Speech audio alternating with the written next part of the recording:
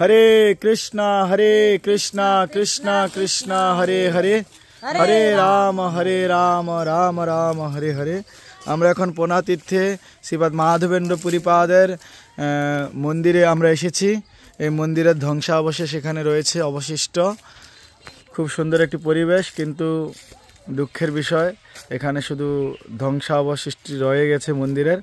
কত সুন্দর মন্দিরের স্কাল্প স্ট্রাকচার ছিল, দেখতে পাচ্ছেন এখানে অনেক বড় একটা মন্দির ছিল, বাট এখন সব বিধ্বস্ত হয়ে পড়ে আছে। মন্দিরের চূড়া, মন্দিরের কি বলে গম্বুজ, বাকি অংশটুকু।